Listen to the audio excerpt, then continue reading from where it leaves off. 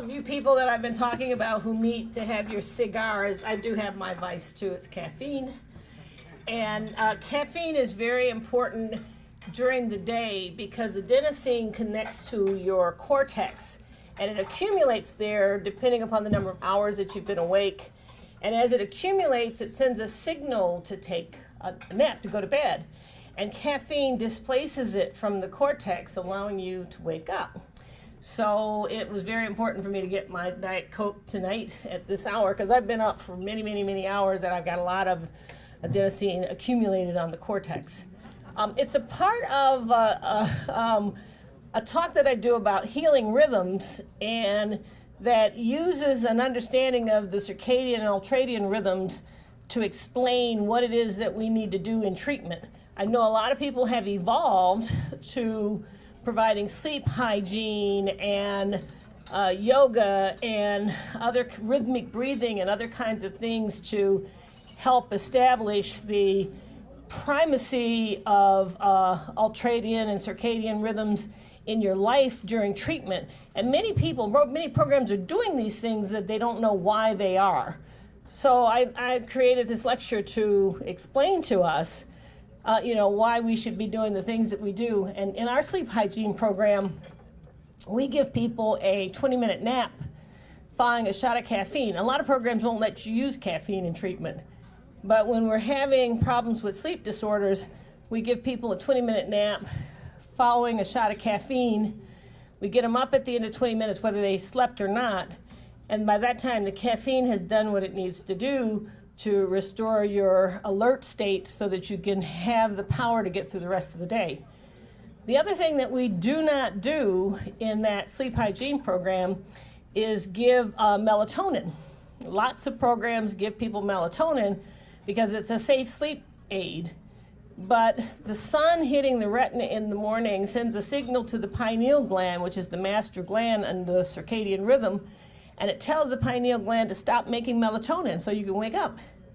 And if you have overwhelmed your system with melatonin in a pill form the night before, you're not going to respond to sun in the same way.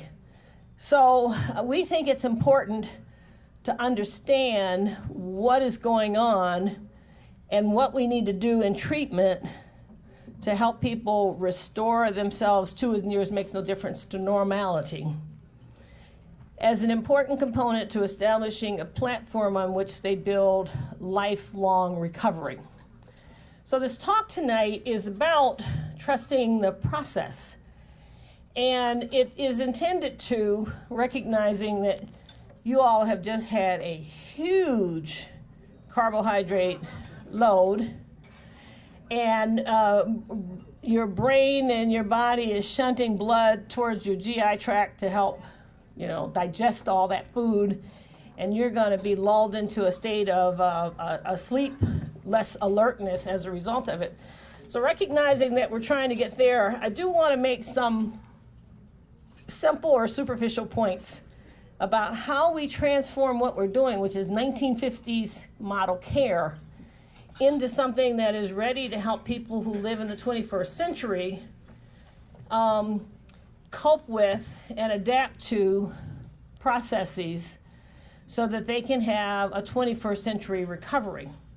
I think that we know so much more than the wisdom that's in that book of 12 steps. And we know so much more than what the people who put together in 1950 put together, but we're doing so little of it in the way in which treatment is delivered, that tonight is a night to start talking about what that means. I've got some disclosures up there for you about where I or my parent company collects money. I do them regardless of whether I'm going to talk about anything that's relevant to it, and I don't intend to talk about what I do for Brayburn or Encounter Medical Group. The Manor is a sponsor. I'm their chief medical officer. I may reference a little bit about the treatment process at the Manor, but I'm not here to do an ad about the Manor because it really is about that broader subject of how do we transform treatment from 12-step facilitated 1950s treatment to 21st century treatment. Millennium Health is a urine drug testing lab that I no longer work for, but they'll be there for 5 years after the last check was received. Treatment Partners is who owns Two Dreams. And I'm working for the U.S. Department of Justice to help them bring criminal charges against individuals who have profited from taxpayers' dollars in an overutilization of urine drug test. So this story is thank you. For 3 years, we've been coming here saying, you know, a good financial model is not $3 million in profit this year with $6 million in fines next year, and it didn't stop the proliferation of it.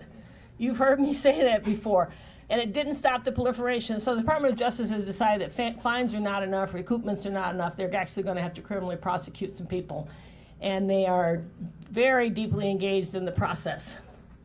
So this is a tale of two models. The 12-step facilitated model that was developed in the 1950s, where we refer to the person in treatment as a student. And what happens in most of the programs across the country that use what's sometimes referred to as the Minnesota model of care is that they come in and you teach the person that there is this thing called the disease. Alcoholism is a disease, so you teach them about the disease. And so you have educational sessions and films and discussions and workbooks to teach them about the disease. And then you work with them during the time that they're there to develop an understanding of how that disease that you now know about is expressed in you. How does that disease express itself? Pretty much in the same way that if we take a newly diagnosed diabetic, we teach them about the disease, we teach them how it was expressed in them, and we teach them then what the remedy is. So in order to really close the loop on that, we teach them about the disease, help them identify how it's expressed in them, and create an awareness in that individual of the remedy. And plant a seed of hope that they can go forth and work the remedy. Now, how do I know that this is what's happening? Well, I've been around. When I was at ONDCP, I went and saw a lot of treatment programs. And many of them had big auditoriums where people would come in and get lectures, and they refer to people who were in treatment as the student. I didn't hear people being called patients or clients or guests. I heard them being called students. And they were carrying their workbooks around, and they would go into a group room, and the group facilitator would bring a sheet of paper in with notes on it about the subject that they were to teach them about. And a program would have a curriculum that they'd sit down and show me, the curriculum that they'd go through in 28 days. The 4 weeks times 5 days of lectures 2 times a day in order to learn about the disease. And sometimes, you know, for an alcoholic, there'd be lectures on cocaine or lectures on heroin, and they were wondering why is that important to them, but they got the lectures because they had to learn about this disease. And there might be some processing of the information at a cognitive level so that you could get an understanding of how that disease was expressing itself in you and sharing information in the group to have an understanding of how this impacted you. But if you interviewed people coming out of the program, what they told you was, I learned that I was an alcoholic, and I got exposed to those 12-step meetings, and I know that in order to stay sober now, I have to work those meetings, work those steps. Go to those meetings and work those steps. That's where the remedy is. And in fact, people could tell you, if you went to 3 or more meetings a week, you did better than those who went to 2 or fewer, and you did better than those who went to none. And so they would leave treatment saying, I found out I was an alcoholic in treatment, and I found out I needed to go to those meetings. And we've been doing that since 1950. And a lot of programs don't do much more than that. And in fact, when I talk to people who work in these programs, they tell me there's really not a whole lot more that you can do in 28 days because it takes a couple weeks for somebody to wake up. And they're planting the seed of hope that the remedy will work for them when they leave. But sometimes we plant that seed of hope in an arid desert. And that soil needs to be mixed with some peat moss and some loam, and it needs to be watered in order for that seed to take hold.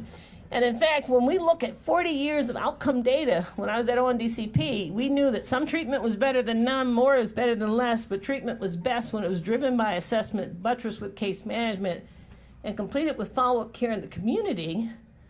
But really, somewhere between 25 and 31% of people who left treatment were in an improved state. And if you followed them for a year, only about half of them were still in that improved state. Able to have, and in fact, Norm Hoffman, who comes to C4, has been on the board of C4, taught us that there's a threshold above which people have to get as a result of their treatment exposure in order to build in a self-directed way on the gains made in treatment. And really, we need to follow people for a period of about 2 years to see external evidence of internal change. But because the insurance model covered these 28 days, much of what got organized was around the concept of that. And in fact, even if people didn't go to residential rehab for 28 days and they went to IOP for 6 weeks, they got pretty much the same elements of care, just stretched out over a little bit longer period of time. And if it was straight outpatient and they were lucky, they would get some group therapy where some process could happen, but even a lot of that was curriculum-based. And what we need in order to deliver, you okay? What we needed in order to deliver a treatment outcome and not just a treatment throughput was to do something where the person could go through a process from treatment starting, initiation, to treatment completion, where they could acknowledge that the disease exists. So they get it at a conceptual level. And in fact, when working with cognitive content, it's not really threatening. And so when you're trying to bring someone into treatment, you can work a lot with them in telling their story in a fact-based way, because it doesn't take as much risk to report, the 5 things that happened over the time of your disease, or as Denny says, the addictive career of that individual, the 5 things that were important that causes them to take notice.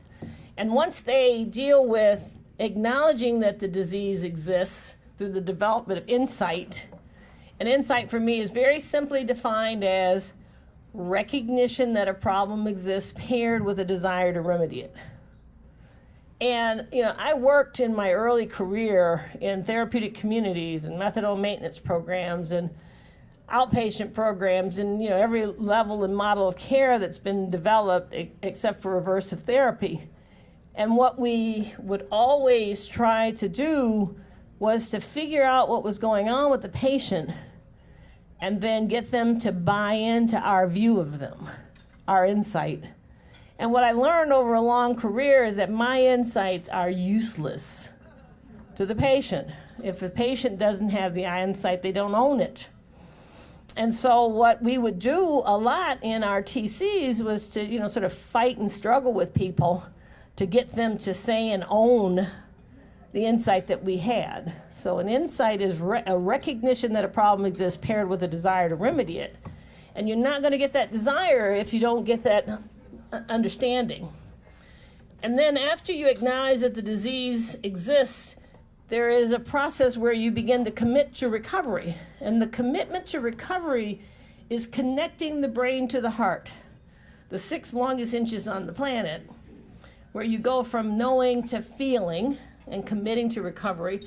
And then finally, after a commitment to recovery occurs and you can do the work, the feelings-based work of treatment, you can then put that into action. And I deliberately chose those words because it's to think, to feel, to act, and it's into action, where you work to reduce or eliminate inducements to use. And it's necessary to work to reduce or eliminate inducements to use, recognize the inducements to use, and change the situation and circumstances so that your situation and circumstances can be more predictive of your success.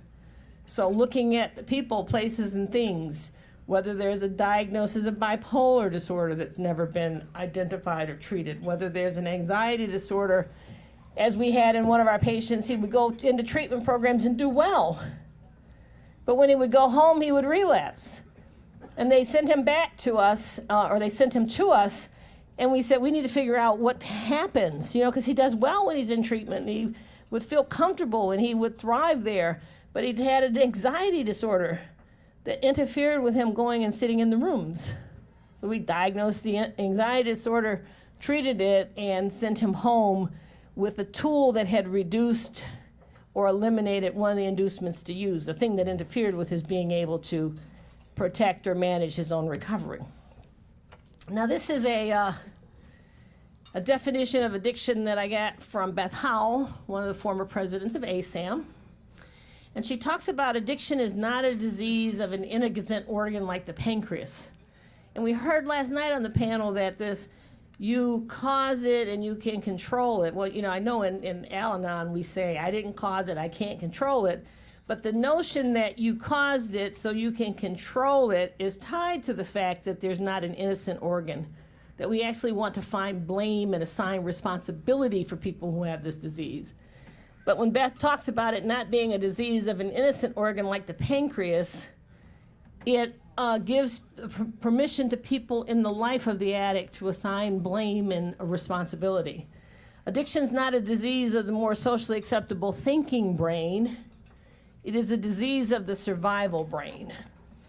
And there's a disconnect between our thinking brain and our survival brain in addiction. And the survival brain drives behaviors, which are external expressions of our thoughts and feelings. The survival brain is nonverbal, it's emotional, it's pleasure-driven, it's survival-driven, and it is not responsive to reason or logic. So we cannot think our way into right thinking.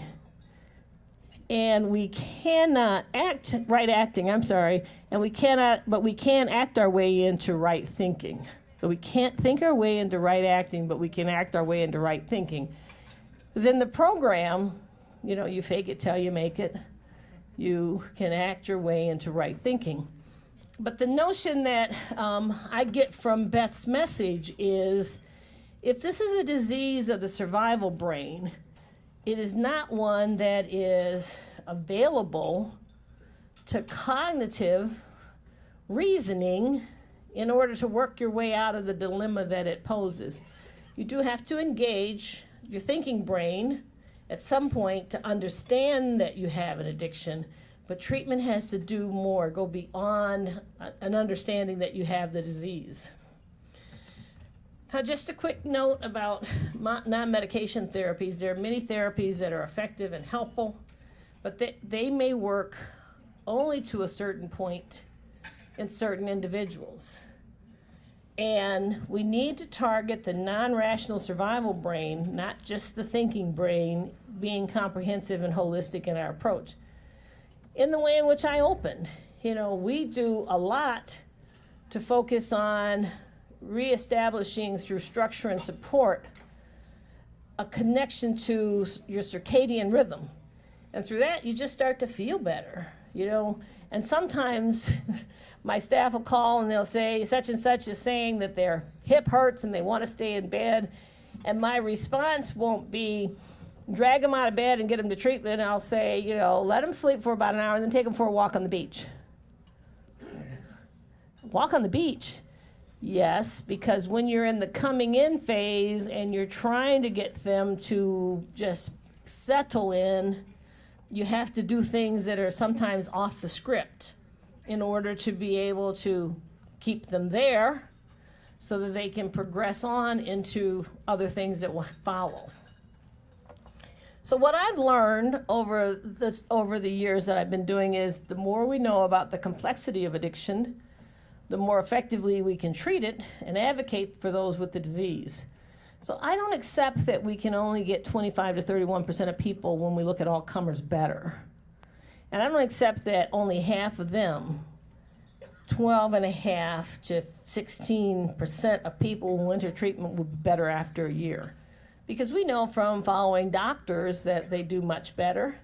And some of you might say, well, they should do much better. They got the kind of resources, they got urine monitoring programs, and so we're using all of these things. They're people who are sort of hot-wired to be competitive and successful, so why wouldn't they do better? But then I'll look at a population of people in a drug court, and we're getting 67% of them improved at the end of their episode of care.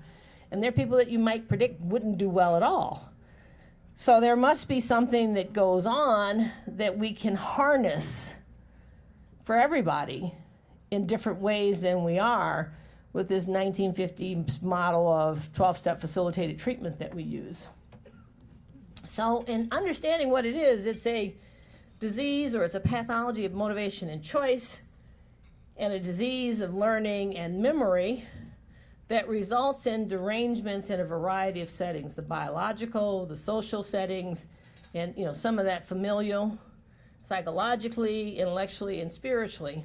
And when we built the program at the Manor, we said we really wanted to do intense assessments in each of these domains to figure out what the derangements were, and then try to put together a plan for that person for them to be able to restore health, so they'd be physically fit, socially connected and responsible, because people haven't often or always acted socially responsible when they're using,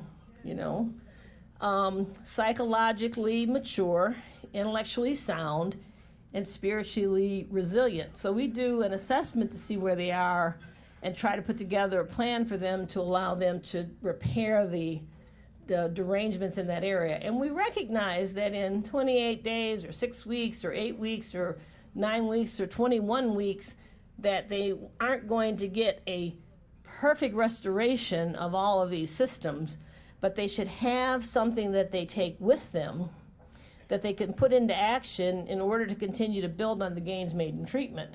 So what I learned from Dr. David Mealy is that treatment is not just the episode where they have their first treatment, that you have to step through a variety of levels of care that are appropriate for the acuity or the intensity of the need and match to the problems that are important, or the nature of the derangement or the acuity of the derangement, the therapeutic services. So when you look at what Recovery Centers of America is talking about, they're talking about having the highest level of care in one site and stepping that person down through all the levels of care that are appropriate in order to get them to a point where they can engage with treatment in a self-directed way. And that, to me, is extremely important to recognize that there's a threshold, as Norm Hoffman has taught us, beyond which the person can build in a self-directed way in the gains made in treatment. And they also have to be able to recognize when that's spun out of control. Those of you who have spent any time with me this past week knows that for the last year, I have had a bunch of things swirling around me, and I was feeling the swirling out of control. And, given the number of years that I've been doing this, both on a personal and a professional level, I recognized that I needed to go to somebody to sort of assist me in directing the way in which I was responding to these things. I think if you were at the movie last night, you heard me say that what I discovered was that I have been able to create a sense of safety for myself with the work that I do, and I wasn't feeling safe in the swirl anymore. And what I recognized at this old age was that, there's some things that are beyond my control. Some of you have learned that a long, long time ago, and I just never did. And I have to be, in order for me to feel okay, to feel safe, to feel fine, and to be okay on this planet with the rest of you, I have to be okay with feeling unsafe. And that, you might say, it took you all that time to learn that. Some of you also may have seen me walking around with a little, mini-me and people greeting the mini-me. It's being aware that there's an inner child who needs to live in this, life with me and not be left in another place, which may have been more scary or where she wasn't attended to. So any of you who want to come up and meet little Andy afterwards, I welcome you up. She's here. And, but that being able to recognize that no matter where you are or what's happened, that you may in fact again need professional guidance is the thing that somebody has to leave treatment with.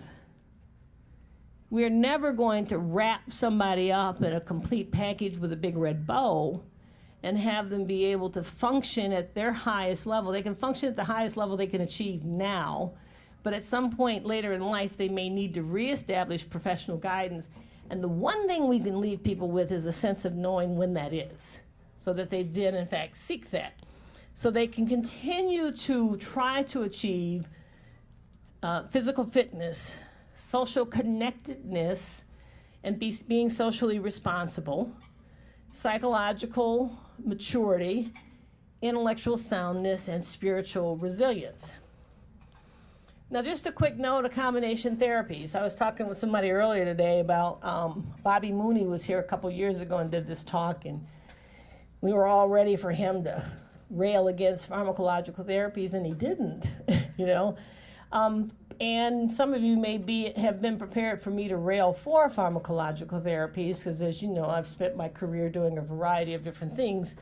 But what I know and what I learned from Alan Leshner, he said it best, was that drug use is a preventable behavior, but addiction is a fundamental yet treatable disease of the brain.